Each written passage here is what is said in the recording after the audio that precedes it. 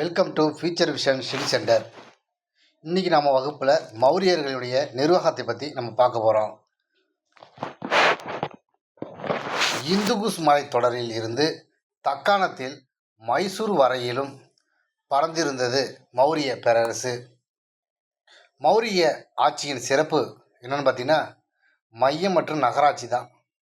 மைய அரசு மற்றும் நகராட்சி அரசு ஆட்சி முறை, இந்த மைய ஆட்சி முறையும் நகராட்சி முறை தான் மிக சிறந்த ஒரு சிறப்பான ஒரு ஆட்சி முறை அப்படின்னு நம்ம சொல்கிறாங்க. கொஸ்டின் இதே கேட்பாங்க, மௌரிய ஆட்சி முறையுடைய சிறப்பு என்ன அப்படின்னு கேட்பாங்க. நகராட்சி முறைன்னு சொல்லணும், மைய அரசு உடைய ஆட்சி முறைன்னு சொல்லணும். இவருடைய அமைச்சரவை பார்த்தீங்கன்னா மந்திரி பரிஷத் அப்படின்னு சொல்லுவாங்க. மௌரியர்களுடைய அமைச்சரவை மந்திரி பரிஷத்தும்பாங்க. இதில் மந்திரி பரிஷத்துனா யார் யார் இருப்பாங்க பார்த்தீங்கன்னா, தலைமை அமைச்சர் ஒருத்தர் இருப்பார், ராஜகுரு ஒருத்தர் இருப்பார், சேனாதிபதி ஒருத்தர் இருப்பார், யுவராஜா என்பவர் ஒருத்தர் இருப்பார். இவங்க தான் துறை தலைவர்களாக இருந்தாங்க. அப்படி இருந்தாலும் இந்த அமைச்சரின் துறை தலைவராக இருந்தது யாருன்னு பார்த்தீங்கன்னா அமத்தியார்கள் போது தான் இவர் துறையின் தலைவராக இருந்தார். அசோகரின் காலத்தில் இவர்கள் மகா மாத்திரர்கள் என்று அழைக்கப்பட்டாங்க. இந்த அமர்த்தியர்கள் என்று சொல்கிற மாதிரி இவங்க அசோகருடைய காலத்தில் எப்படி அழைக்கப்பட்டாங்க, மகா மாத்திரர்கள் என்று அழைக்கப்பட்டாங்க. இந்த கொஸ்டின் கேட்டிருக்காங்க. அடுத்து பார்த்தீங்கன்னா அக்தியக்ஷர்கள் என்பவர்கள் கண்காணிப்பாளராக இருந்தார்கள். கொஸ்டின் கேட்டிருக்காங்க. பெரும்பாலும் பார்த்தீங்கன்னா மௌரியருடைய நிர்வாக முறையில் பல கொஸ்டின்கள் கேட்டுகிட்டே இருந்திருக்காங்க. நம்ம அதை ஞாபகம் வச்சுக்கணும். நகர மக்களின் பிரதிநிதி அவை எதுன்னு பார்த்தீங்கன்னா பௌரா. நகர மக்களின் பிரதிநிதி அவையை பௌரா அப்படின்னு சொல்கிறாங்க. ஊர் மக்களின் பிரதிநிதிகளின் அவை ஜனதா அப்படின்னு சொல்கிறாங்க. மௌரிய அரசர்கள் பெண்மை காவலர்களை பணியில் அமர்த்தினார்கள். அதாவது பெண்களும் என்ன பண்ணியிருக்காங்க, மெய்க்காவலர்களாக பணியில் இருந்திருக்கிறாங்க. நகர நீதிமன்றம் தர்மஸ்தானியம் என்று அழைக்கப்படுகிறது. புரியுதுங்களா?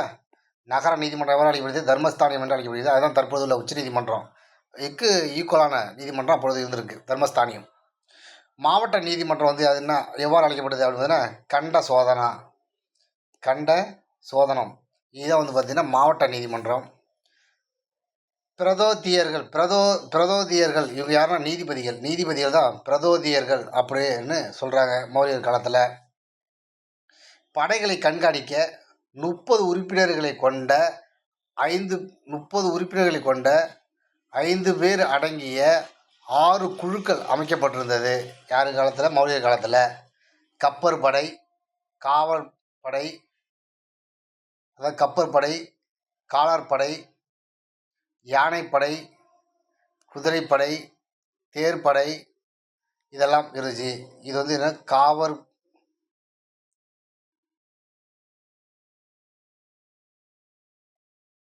காவற்படை. மௌரிய பேரரசில் மாநில தலைநகரங்கள் இருந்தது. மௌரிய பேரரசில் மாநில தலைநகரங்கள் பல இருந்தன.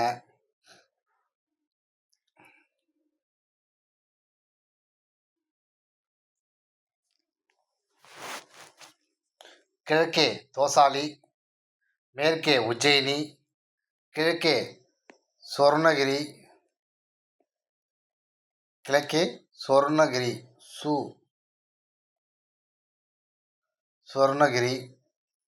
வடக்கே தட்சசீலம்.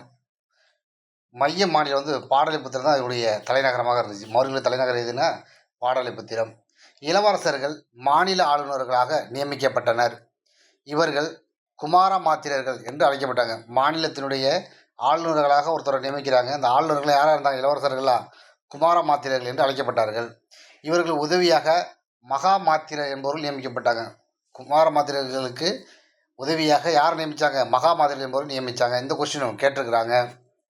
மாநிலங்கள் ராஷ்டிரங்கள் என்று அழைக்கப்பட்டன. இந்த கொஸ்டினும் கேட்டிருக்கிறாங்க. மாநிலம் ராஷ்டிரம் என்று அழைக்கப்பட்டது. மாநில ஆளுநர்கள் ராஷ்டிரிய பாலர்கள் என்று அழைக்கப்பட்டார்கள். மாநில ஆளுநர்கள் ராஷ்டிரிய பாலர்கள் என்று அழைக்கப்பட்டாங்க.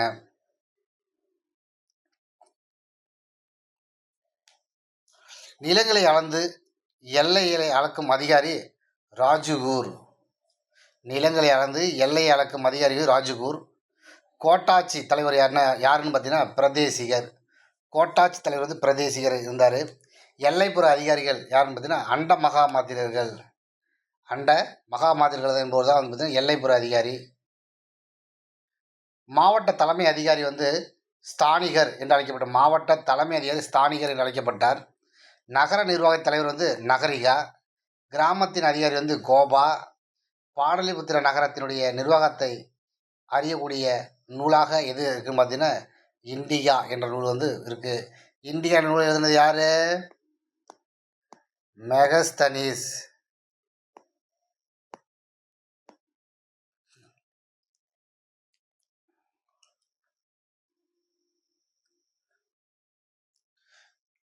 நகர நிர்வாகத்தினை 5 பேர் கொண்ட 6 குழுக்கள் கவனித்தன. அது எந்தெந்த குழு அப்படின்னு பார்த்தீங்கன்னா 6 குழுக்கள் கவனித்தன. 5 பேர் கொண்ட குழு. 1 தொழிலகங்கள், 2 வந்து அயல்நாட்டின் வருகையை பற்றி கண்காணிக்க ஒரு குழு, அடுத்து பிறப்பு இறப்பு பதிவு செய்வதற்கு ஒரு குழு அமைச்சிருந்தாங்க, தொழில் மற்றும் வணிக வரிகளை வசூல் செய்வதற்கான ஒரு குழு அமைச்சிருந்தாங்க, உற்பத்தி பொருள் எந்த மாதிரி பொருள் உற்பத்தி செய்யப்படுகிறது என்பதை பற்றி ஆய்வு செய்வதற்காக ஒரு குழு அமைச்சிருந்தாங்க, விற்பனை பொருள்கள் என்னென்ன பொருள் விற்பனை செய்யப்படுகிறது, விற்பனையில் எவ்வாறு வருமானம் வருகிறது, விற்பனை ஏற்படக்கூடிய ஊழல்கள் இதெல்லாம் கண்காணிக்கிறதுக்கு ஒரு குழு அமைச்சிருந்தாங்க. மற்றும் இந்த மாதிரி 6 குழுக்கள் இருந்துச்சு.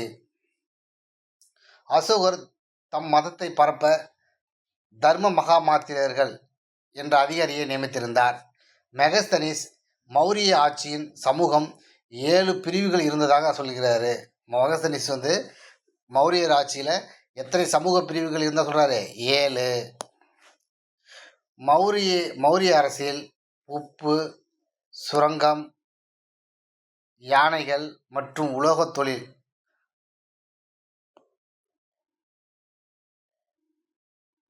போன்ற தொழில்கள் இவர்கள் காலத்தில் இருந்தன.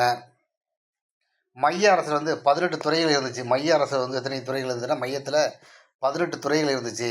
மைய அரசில் வந்து 18 துறைகள் மையத்தில் இருந்திருக்குது. வணிகர், ஸ்தேனிகர் என்ற வணிக குழுக்கள் இருந்தன.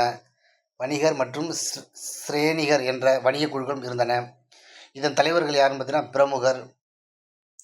வரி வசூலிப்போர் யாருன்னா சம்ஹர்த்தா. கொஸ்டின் கேட்டிருக்காங்க. மௌரிய காலத்தில் நிலவரியை வசூல் செய்தவர் யார் கேட்டிங்கன்னா சம்ஹர்த்தா.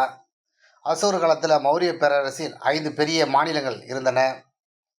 மௌரிய வம்ச காலத்தில் எழுத்து வடிவம் தோன்றியது. மௌரியர் ஆட்சி காலத்தில் தான் வந்து எழுத்து வடிவம் தோன்றியது. அரசுக்கு சொந்தமான நிலங்கள் சிதா என்று அழைக்கப்பட்டது. இதனை கண்காணித்தவர் சிதா தியக்ஷா அப்படின்னு அழைக்கப்படுறாரு. விளைச்சலில் 6ல் ஒரு பங்கு வசூல் செய்தார்கள். கொஸ்டின் கேட்டிருக்கான். புத்தர் பிறந்த இடமான பிலினியில் 1.8 வரி வசூல் செய்யப்பட்டது. இது லும்பினி.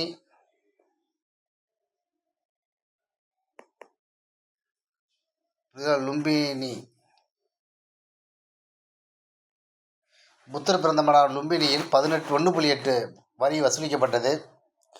நிலவரியினை அத்ரோனோமி என்பவர் வசூல் செய்தார். அத்ரோனோமி என்பவர் தான் நிலவரியை வசூல் செய்திருக்கிறாரு. நீர்ப்பாசன வசதி அளிக்கப்பட்ட நிலங்களில் நீர்ப்பாசன வரி 1/5 ஒரு பங்கு வசூலிக்கப்பட்டது. பலி, பாகம் என்னும் வரிகள் வழக்கத்தில் இருந்தன. நிலவரி வந்து பாகம் என்று அழைக்கப்பட்டது. இது விளைச்சலில் 6 பங்கு வசூல் செய்யப்பட்டது. இந்திய மன்னர்களும் பிரபுக்களும் கிரேக்க பெண்களை மணந்து கொண்டார்கள். அதேபோல் கிரேக்க மன்னர்களும் பிரபுக்களும் இந்திய பெண்களை மணந்து கொண்டார்கள். ஆண்டுக்கு ஒரு முறை மக்கள் தொகை கணக்கெடுப்பு எடுக்கப்பட்டது மௌரியர் காலத்தில். அது குறிப்பாக அசோகர் காலத்தில்.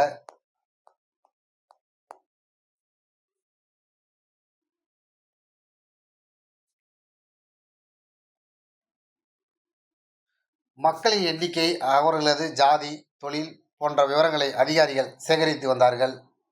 மௌரியர் காலத்தில் நாணயங்கள் பற்றி அதிகம் தெரிந்து கொள்ள முடியவில்லை. அப்போ மௌரியர்களுடைய பயன்படுத்திய நாணயங்களை பற்றி நம்மள அதிகமாக தெரிந்து கொள்ள முடியவில்லை அப்படின்னு சொல்கிறாங்க. இக்காலத்தில் தான் சூத்திரர்கள் வந்து விவசாயத்தை மேற்கொண்டார்கள். ஒவ்வொரு துறையை பற்றி அதிகாரியாக யாருன்னு பார்த்தீங்கன்னா கண்காணிப்பாளர். துறைன்னா கண்காணிப்பாளர் இருந்தார். வணிகம் வந்து யார் பார்த்தான்னு பார்த்தீங்கன்னா பன்னிய அத்தியக்ஷா என்பது தான் வணிகத்துறையை கண்காணித்து வந்தார். ஆனால் அனைத்து துறைகளையும், இது துறைன்னு என்ன அர்த்தம் பார்த்தீங்கன்னா அனைத்து துறைகளையும்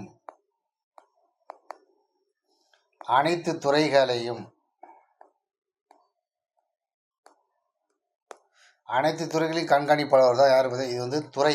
இது என்னது? துறை. இது வந்து கண்காணிப்பாளர்னு அர்த்தம். இது துறை, இது வந்து என்னது? கண்காணிப்பாளர்.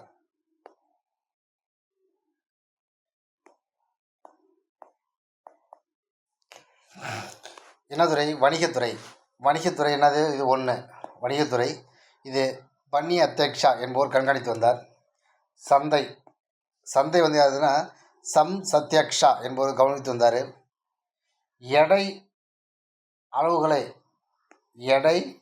அளவுகளை பற்றி ஆய்வு செஞ்சது யார் பார்த்தீங்கன்னா பாட்டல் அத்தியக்ஷா என்பவர் வந்து கண்காணித்து வந்தார். அடுத்தது படகு மற்றும் கப்பல். இது வந்து நல அத்தியக்ஷா என்பவர் கவனித்து வந்தார். ஃபிஃப்த் ஒன்று என்னன்னு பார்த்தீங்கன்னா சுங்கவரி. இது வந்து சல்க் அத்தியக்ஷா என்பவர் கண்காணித்து வந்தார். அடுத்தது மௌரியர் காலத்தில் நாணயங்களை பார்த்தீங்கன்னா தங்கம் நிஸ்கா என்று அழைக்கப்பட்டது. வெள்ளி வந்து புராணா தரானா என்று அழைக்கப்பட்டது. செப்பு நாணயத்தை வந்து கர்ஷ பணம் என்று அழைக்கப்பட்டது. சிறிய செப்பு நாணயங்கள் வந்து இருந்துச்சு, அதுக்கு பேர் வந்து காகணம் என்று பேர். தக்காணத்தில் தங்கம் வெள்ளி நாணயங்களும் இருந்தன. கர்ஷ பணம் என்ற பெயரிலேயே வழக்கத்தில் இருந்தன. மௌரியரின் கலையில் பாரசீக கிரேக்க கலைகளின் செல்வாக்கும் ஊடுருவி இருந்தது. மிக்க எளிமை, அசாதாரண நுட்பம், தின்பம், உண்மை பாங்கு இவற்றை மௌரியர்களுடைய கட்டிடக்கலையில் சிறப்பாக இருந்தது என்று சர் ஜான் மார்ஷல் என்பவர் அவர் சொல்கிறார். மௌரியர்களுடைய கட்டிடக்கலை பற்றி பார்த்தோம்னா இன்றைய காலத்தில் அது இல்லை. ஆனால் அவருடைய காலத்தில் இருந்த பல எச்சங்கள் இன்னும் ஒரு சில இடங்களில் கிடைத்து கொண்டு தான் இருக்கிறது. தாம் எழுப்பிய கட்டிடங்களில் செங்கல் மரம் இவற்றை பதிலாக மண் சார்ந்து கொண்டு என்ன பண்ணாங்க? தங்கள் கட்டிடங்களை கட்டினார்கள். அவ்வாறு கட்டவே விரும்பினார்கள் என்று அசோகர் சொல்கிறாரு. சிற்பக்கலையில்தான் மௌரியர்கள் மிக சிறப்பான முழுமையை எய்தினர். மத்திய இந்தியாவில் உள்ள பர்கத் ஸ்தூபி, போபானுக்கு அருகில் இருந்த சாஞ்சி ஸ்தூபி இவையெல்லாம் அசோகர் காலத்தில் கட்டப்பட்டது. மௌரியர் கலைக்கு சிறந்த எடுத்துக்காட்டாக ஒற்றை கல் துணை கூறலாம். அசோகருடைய கட்டிடக்கலைக்கு, அதாவது மௌரியர்களுடைய கட்டிடக்கலைக்கு சிறந்த எடுத்துக்காட்டாக ஒற்றை கல் துணை நாம் காணலாம். அடுத்து இவை கல்வெட்டு ஆணைகளை வெளியிட பயன்பட்டன. இவற்றின் உச்சியில் சிங்கம், எருது, யானை உருவங்களும் அடிப்பகுதியில் வந்து அந்த ஒற்றைக்கல் தூணினுடைய அடிப்பகுதியில் என்ன இருந்துச்சு? மயில் உருவங்களும் செதுக்கப்பட்டிருந்தது. சாரநாத்தில் உள்ள 4 சிங்கங்கள் ஸ்தூபி இந்திய அரசின் சின்னமாக பயன்படுத்தப்படுகிறது. டெல்லி, அகமதாபாத்து, ருமினை, சாஞ்சி, சாரநாத் போன்ற இடங்களில் பொறிக்கப்பட்டுள்ள அசோகருடைய கல்வெட்டு தூண்கள் மௌரியர்களின் கட்டிடக்கலையை மிக சிறந்த கலையாக எடுத்துக்காட்டுகிறது. அசோகர் 84,000 ஸ்தூபிகளை கட்டியதாக பௌத்த நூல்கள் கூறுகின்றன. இவ்வாறு சிறந்து விளங்கிய மௌரியர்கள் தங்கள் நிர்வாக வளர்ச்சியிலும் கட்டிடக்கலை வளர்ச்சியிலும் மிக சிறந்ததொரு பங்கை ஆற்றி சென்றிருக்கிறார்கள். அவர்கள் பின்பற்றிய அந்த வழிகளை தான் மற்ற அரசுகளும் அப்படியே வழியாக பின்பற்ற ஆரம்பித்தார்கள். அடுத்து நம்ம பார்க்குறது வந்து சுங்க வம்சம். மௌரிய வம்சத்தின் கடைசி அரசர் யாருன்னு பார்த்தீங்கன்னா பிரகத்ரதா. அவருடைய படைத்தளபதியாக இருந்தது யாருன்னா புஷ்யமுத்திர சுங்கர் தான் அவர் படைத்தளபதியாக இருந்தார். இவர் வந்து பிரகத்ரதனை கொன்றுவிட்டு சுங்க மரபை தோற்றுவித்தார். இவர் அசோகரின் 84 ஸ்தூபிகளை கட்டினார். அசோகர் வந்து எத்தனை ஸ்தூபிகளை கட்டியிருக்காரு? 84 ஸ்தூபிகளை கட்டினாருங்கிறத முன்னாடி நம்ம பார்த்துருக்குறோம். புஷ்யமித்திர சுங்கர் அஸ்வமேத யாகம் செய்தார். ஏற்கனவே சொல்லியிருக்கிறோம். அஸ்வமேத யாகம்னா என்ன அப்படிங்கிறத நம்ம சொல்லியிருக்கோம். அஸ்வமேத யாகம்னா என்ன? குதிரைகளை கொண்டு, புரியுதுங்களா?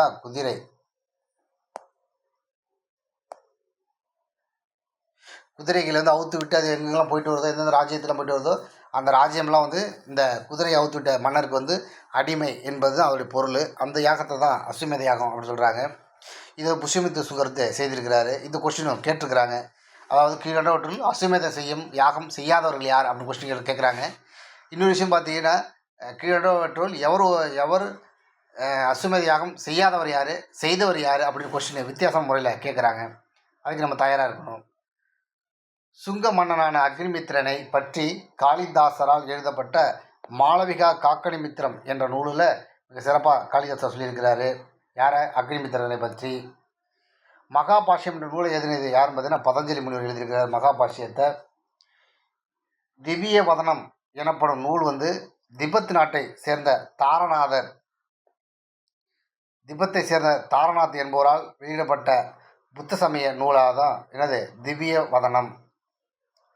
அக்னிமித்திரர் அடுத்ததாக பார்க்குற யாரும் நம்ம அக்னிமித்திரர் பார்க்குறோம். இவர் வந்து புஷ்யமித்திரர் இறந்ததும் அக்னிமித்திரர் ஆட்சிக்கு வந்தார். 17 புராணங்கள் எத்தனை மொத்தம் புராணங்கள் மொத்தம் எத்தனை இருக்குது? 18 புராணங்கள் இருக்குது. 18 புராணங்களும் தற்போது நிலையில் எழுதப்பட்டது இவர்களுடைய காலத்தில் தான். இந்த சுங்கர்களுடைய காலத்தில் தான் வந்து 18 புராணங்களும் எழுதி முழுமை பெற்றது அப்படி சொல்கிறாங்க. சுங்க வம்சம் கடைசி மன்னர் யாருன்னு பார்த்தீங்கன்னா சுங்க வம்சத்தினுடைய கடைசி மன்னர் தேவபூதி. தேவபூதியை கொன்றுவிட்டு அவரது அமைச்சர் வாசுதேவர் என்பவர் வந்து கண்வ மரபை தோற்றுவித்தார். அடுத்து நாம் பார்க்குறது கண்வ மரபு. இது வாசுதேவ கண்வரால் தோற்றுவிக்கப்பட்டது. கண்வர்கள் வந்து பூமி மித்ரா, நாராயணா, சுசுராம் ஆகிய 4 பின் முடிவுற்றது. வாசுதேவர் ஃபஸ்ட்டு வராரு 1, பூமி மித்திரர் 2, நாராயணா 3, சுசுராம் 4. இந்த 4 மன்னரோட இந்த கண்வ மரபு முடிவுற்றது அப்படின்னு சொல்கிறாங்க. வாசுதேவர் காலத்தில் மதுரா கலை தோற்றுவிக்கப்பட்டது. கொஸ்டின் கேட்குறாங்க, மதுரா கலை யாரோடைய காலம் தோற்றுவிக்கப்பட்டதுன்னு கேட்டுக்கிறாங்க. வாசுதேவர் காலத்தில் தோற்றுவிக்கப்பட்டது. கண்வ வம்சத்தின் கடைசி மன்னர் யாருன்னா சுசர்மன். இந்த சுசுராம் என்பவரும் சுசர்மன் என்பவரும் இருவரும் ஒருவரே. சாதவாகனர்கள் அல்லது ஆந்திரர்கள் தென்னிந்தியாவில் தோன்றிய முதல் பேரரசு இதுதான். சாதவாகனர்கள் அல்லது அவர்கள் வந்து ஆந்திரர்கள் என்றும் ஆந்திர புத்திரர்கள் என்றும் அழைக்கிறாங்க. இவர்களாம் தென்னிந்தியாவில் தோன்றிய முதல் பேரரசு எதுன்னு கேட்டால் அந்த சாதவாகன அரசு தான். சாதவாகன பேரரசு சாதவாகன வம்சத்தை தோற்றுவித்தவர் யாருன்னா சிமுகா. சாதவாகன அரசை தோற்றுவித்தார் சிமுகா என்பவர் தோற்றுவித்தார். இவர் ஆந்திரர்கள் அழைக்கிறாங்க, ஆந்திர புத்திரர்கள் என்றும் அழைக்கிறாங்க. இவர்களுக்கு பின்பு வந்தது யாருன்னு கேட்டிங்கன்னா கிருஷ்ணர் என்பவர் வராரு. இல்லைன்னா அவர் வந்து கண்கர் அப்படின்னு சொல்கிறாங்க. ஆட்சிக்கு வந்து 18 ஆண்டுகள் ஆட்சி செய்தார். யார்? இந்த கிருஷ்ணர். கண்கருக்கு பின்னர் ஆட்சிக்கு வந்தவர் யாருன்னு பார்த்தீங்கன்னா முதலாம் சதர்கனி என்பது ஆட்சிக்கு வராரு. யாருக்கு? கண்கருக்கு பிறகு. தக்ஷணபதி அப்ரதி காத சக்கரார் என்னும் விருதினை சூட்டி கொண்டதோடு அசுமேத வேள்விகளையும் நடத்தி சாம்ராட் என்ற பட்டத்தையும் பெற்றார். அப்போ அசுவமேத யாகம் யாரால் செஞ்ச? புஷ்யமித்ர சுங்கர் அசுவமேத யாகம் செஞ்சுருக்காரு.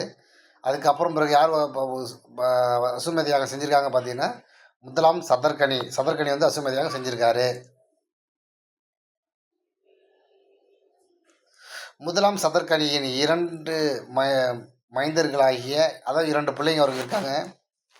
அதில் வேதிஷ்டி சதிஷ்டி இருவரும் தம் அன்னை நாயனிகா என்பவரின் துணையுடன் ஆட்சி நடத்தி வந்தார்கள். இம்மரபில் சிறந்த அரசர் யாருன்னு பார்த்தீங்கன்னா கௌதமபுத்திர சதர்கனி. புரியுதுங்களா? இந்த அரசில் வந்து சிறந்த அரசு யாருன்னா கௌதமபுத்திர சதர்கனி தான் இருக்காங்க. சாக மன்னர் நாகபாணரை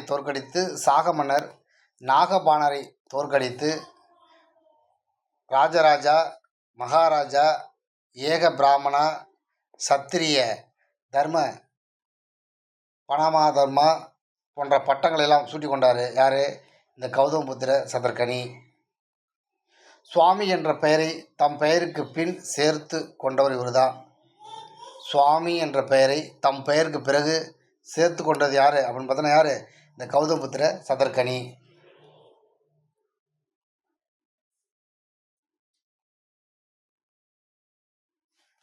கௌதமபுத்திர சதர்கனியை பற்றி அறிய உதவும் கல்வெட்டு என்னன்னு பார்த்தீங்கன்னா நாசிக் கல்வெட்டு. கொஸ்டின் கேட்டிருக்காங்க. நாசிக் கல்வெட்டு எழுதியது யாருன்னா கௌதமி பாலஸ்ரீ. கொஸ்டின் கேட்டிருக்காங்க. இந்த மரபின் கடைசி பெரிய மன்னர் யாருன்னா யக்னஸ்ரீ சதர்கனி. இவர் மிகப்பெரிய கப்பற்படை வைத்திருந்ததால் திரிசமுத்திரபதி என்ற பட்டத்தை பெற்று அழைக்கப்படுகிறார். இரண்டாம் சதர்கனி இவருடைய ஆட்சி காலம் கிமு 166 முதல் 111 வரை ஆட்சி செய்தார்.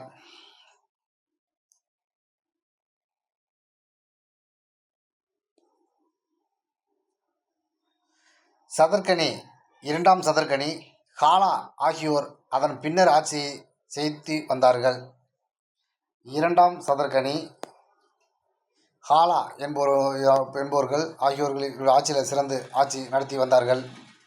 கௌதமபுத்திர சதர்கனிக்கு பின்னர் அவர் மைந்தர் வசித்திர புலமாயி என்பவர் ஆட்சிக்கு வந்தார். இரண்டாம் புலமாயிக்கு பின்னர் ஸ்ரீ சதர்கனி, சிவஸ்ரீ புலமாயி, ஸ்ரீ சிவகாத புதர்கனி, ஸ்ரீயானா, சுவாமி சக்சேனா, நான்காம் புலமாயி ஆகியோர் ஆட்சி பொறுப்பை மேற்கொண்டார்கள். சாதவாகனின் தலைநகர் என்னென்னு பார்த்தீங்கன்னா ஸ்ரீகாகுளம், பைத்தான் என்று அழைக்கப்படுகிறது. தற்பொழுது பிரதீஷ் ஸ்தானம் அப்படின்னு சொல்கிறாங்க. ஸ்ரீகாகுளம், பைத்தான் அல்லது பிரதீஷ் ஸ்தானம் இப்படிலாம் இதெல்லாம் வேறு பெயர்கள். இதெல்லாம் நீங்கள் இதெல்லாம் என்ன ஒரு பேர் இப்போ இவ்வளோ பேர் இருக்குன்னு பார்க்க வேண்டாம், வேறு பெயர்கள். புரியுதுங்களா? சாதவாகனர்களின் ஆட்சி மொழி பிராகிருதம். சாதவாகனருடைய ஆட்சி மொழி என்னது? பிராகிருதம் தான் சாதவாகனருடைய ஆட்சி மொழியாக இருந்திருக்கு. சாதவாகனர்களின் சிறந்த மன்னர் யாருன்னு பார்த்தீங்கன்னா கௌதமபுத்திர சதர்கனி. சப்த சதா என்ற பிராகிருத மொழி நூலினை எழுதியவர் யாருன்னா ஹாலா. சப்த சதா என்ற பிராகிருத நூலினை எழுதியார் ஹாலா. கண்வர்களுக்கு பின்னர் இந்திய வரலாற்றில் சிறப்பான ஒரு இடத்தை பெற்றவர்கள் சாதவாகனர்கள் என்பது குறிப்பிடத்தக்கது. ஐத்திரேய பிராமணத்திலேயே ஆந்திரர்களை பற்றிய குறிப்பு காணப்படுகிறது. டாக்டர் ஏவி சுமித் ஸ்ரீகாகுளம் பகுதியையும் பண்டாருக்கா தன்னகடா என்னுமிடத்தையும் இவர்களின் தலைநகராக இருக்கும் என்று அவர் கருதுகிறார். மௌரிய பேரரசுக்கு பிறகு இந்தியாவின் வடமேற்கு பகுதியினை கைப்பற்றிய அந்நிய படையெடுப்பாளர்கள் என்ற முறையே இந்திய கிரேக்கர்கள், பாக்டீரியர்கள், சாதவாகனர்கள், பார்த்தியர்கள், குஷானர்கள் போன்றவர்கள்லாம் குறிப்பிடத்தக்கவர்களாக இருக்காங்க. இவர்கள் இந்தியா மீது படையெடுத்து ஆட்சி செய்தார்கள். இந்த குஷானர்களை பற்றி நம்ம பார்க்குறோம். பார்த்தீங்கன்னா குஷானர்கள் முதலாம் காட்பீசஸ் குஷான வம்சத்தை தோற்றுவித்தது யாருன்னு பார்த்தீங்கன்னா முதலாம் காட்பீசஸ்.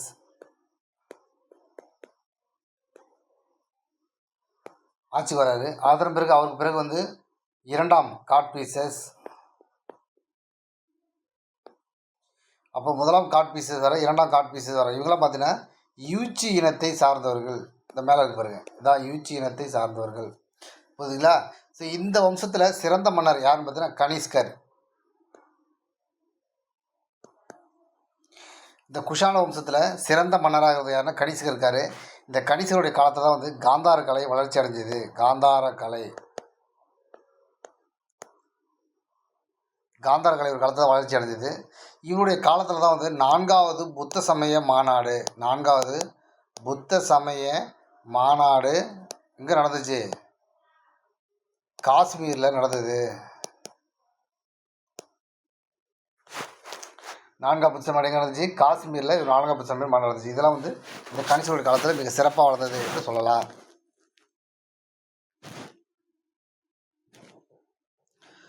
அடுத்து என்ன யாருன்னா இக்ஷிவாக்கல் அப்படின்னு சொல்கிறோம். சாதவாகனருக்கு பின்னாடி ஆட்சி செலுத்திய ஆந்திர அரசர்கள் இக்ஷிவாக்கல் என்று அழைக்கப்படுறாங்க. இவருடைய தலைநகர் என்னன்னு பார்த்தீங்கன்னா விஜயபுரி. வசிஷ்ட புத்த புலமாயி சாந்தமூலன் என்பவரே இவ்வரசை நிறுவியவர் என்று கூறப்படுகிறது. புரியுதா? வசிஷ்ட புத்த ஸ்ரீ சாந்தபுலன் என்பவர் தான் இவ்வரசினை தோற்றுவித்ததாக சொல்லப்படுகிறது. இவருக்கு பின்னர் இவர் தம் மைந்தர் வீரபுரி சததத்தர் ஆட்சிக்கு வந்தார். இக்ஷுவாக்கள் சாதவாகனர்களின் முறையை சிறிது மாற்றத்தோடு பின்பற்றினர். இக்ஷுவாக்கள் அரசர்கள் ராஜாக்கள் எனவும் மகாராஜா எனவும் அழைத்து கொண்டார்கள். மகாபாரதத்தில் தசரதர் இக்ஷுவாக்கள் வம்சத்தை சேர்ந்தவர் அப்படின்னு சொல்கிறாங்க. அப்போ மகாபாரதத்தில் இருந்த தசரதர் இருந்தார் இல்லையா, அவர் வந்து எந்த வம்சத்தை சார்ந்தவர் சொல்கிறாங்க? இக்ஷுவாக்கள் வம்சத்தை சார்ந்ததாக சொல்லப்படுகிறது. இது கொஸ்டின் கேட்கலாம். அடுத்து நம்ம பார்க்குறது பார்த்தீங்கன்னா கலிங்க மன்னன் கார்வேலன். கலிங்க தேசத்தின் சேதர்கள் சுயேட்சையாக அரசு ஆண்டு வந்தார்கள். இவ்வம்சத்தை பற்றி தெள்ள தெளிவான விளக்கங்களை நல்கும் சான்று எது பார்த்தீங்கன்னா கலிங்க மன்னனான கார்வேலனுடைய ஹதிகும்பா கல்வெட்டு. சேதர் வம்சத்தின் 3வது அரசன் யாருன்னா கார்வேலன் ஆவார். கலிங்கத்தின் சேடி என்ற வம்சத்தை கலிங்கத்தில் சேடி வம்சத்தை சேர்ந்த மிக சிறந்த மன்னர் தான் கார்வேலன். கார்வேலன் எந்த வம்சம் சொல்கிறாங்க? என்ன சேடி வம்சம். இவர் கதிகும்பா கல்வெட்டில் தமிழ் மன்னர்களின் கூட்டினவையும் அந்த கூட்டினவர் வென்ற நிகழ்வையும் இவர் தனது ஹதிகும்பா கல்வெட்டில் மிக சிறப்பாக சொல்லியிருக்காரு கார்வேலன். அது மட்டும் இல்லாமல் தென்னாட்டுமை படையெடுத்து பாண்டியர்களுடைய முத்துகளை கவர்ந்து சென்றதையும் இங்கே பார்க்க முடிகிறது.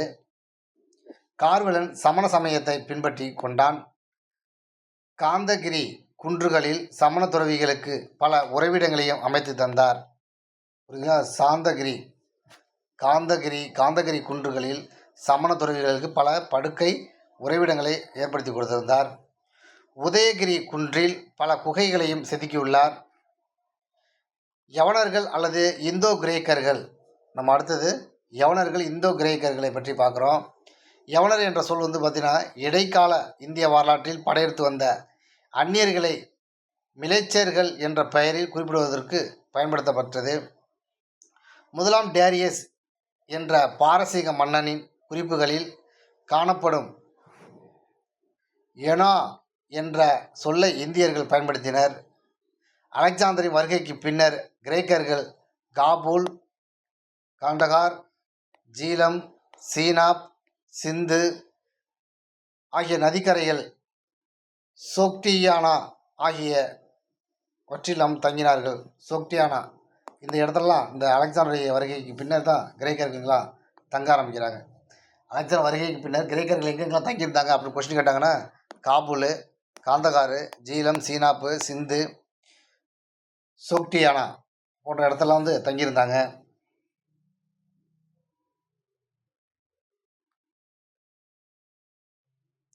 அலெக்சாந்தர் மறைந்து விட்டாலும் அவர் தம் பிரதிநிதிகளாய் கிரேக்கர்கள் ஆட்சி செலுத்தி வந்தார்கள். அவர்கள் தம் ஆட்சிக்கு உட்பட்டிருந்த நகரங்களில் சிலவற்றை வடமேற்கு இந்திய படையெடுப்பினை மேற்கொண்ட சந்திரகுப்த மௌரியரிடம் இழந்தார்கள். மற்றவை செல்கஸ் நிக்கோடர் பின் தோன்றல்களால் தொடர்ந்து ஆளப்பட்டு வந்தது. அவை என்னென்னு பார்த்தீங்கன்னா செலுசிட் பேரரசு என்று அழைக்கப்படுது. அப்போ கொஸ்டின் கேட்பாங்க, செல்கோஸ் நிக்கோடரின் தலைமையின் கீழ் ஆளப்பட்டு வந்த அந்த பகுதிய அரசுக்கு சாம்ராஜ்யத்துக்கு என்ன பேர் அப்படின்னு கேட்டாங்கன்னா செலூசிட் பேரரசு அப்படி சொல்ல. செல்கோஸின் பேர் சொல்கிறோம் இல்லை, அதான் செலூசிட் பேரரசு என்று அழைக்கிறாங்க. காஸ்பியன் கடலுக்கு தென்கிழக்கில் குரானை சேர்ந்த பகுதி, அதாவது குராசானை சேர்ந்த பகுதி பார்த்தியா என அழைக்கப்படுகிறது. இந்துகுஸ் மலைக்கு அப்பால் வட ஆப்கானிஸ்தானிலிருந்து பால்க் மாவட்டத்தை சுற்றியிருந்த பகுதி தான் பாக்டீரியா. செல்கஸ் நிக்கோடரின் பேரன் தான் யார் என்பது 2ஆம் ஆண்டியோகஸ். பாக்டீரியா, பார்த்தியா ஆகியவற்றின் இரு ஆளுநர்களும் கிளர்ச்சி செய்து தனி அரசை நிறுவினார்கள்.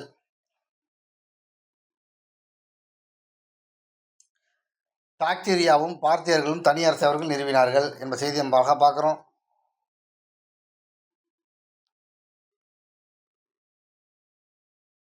முதலாம் டயோடோட்டஸ் பாக்டீரியா சோக்டியானா ஆளுநராக இருந்த சுயேட்சையாகவும் ஆண்டு வந்தார்கள். 2ஆம் டயோடோட்டஸ் இவர் 1ஆம் டயோடோட்டஸ் மகனாவார். தன் தந்தையைப் போல் பார்த்தியருடன் பகைமை கொள்ளாது நட்பு கொண்டிருந்தார். இவருக்கு பிறகு 1ஆம் யூதிடெமஸ் என்பவர் ஆட்சிக்கு வந்தார். பாக்டீரியாவின் வரலாற்றில் இந்தியாவின் வரலாற்றிலும் இடம்பெறத்தக்க சாதனைகளை புரிந்தவர் இந்த டிமெரிட்டியஸ். தன் தந்தை யூதிமெடஸ் போன்று சிறப்பு பெற்றவர். அலெக்சாந்தருக்கு பின்னர் இந்தியாவின் மீது படையெடுப்புகள் நிகழ்த்தியவர்களில் முதன்மையானவரும் ஆவார். ஸ்ட்ராபோ என்பவர்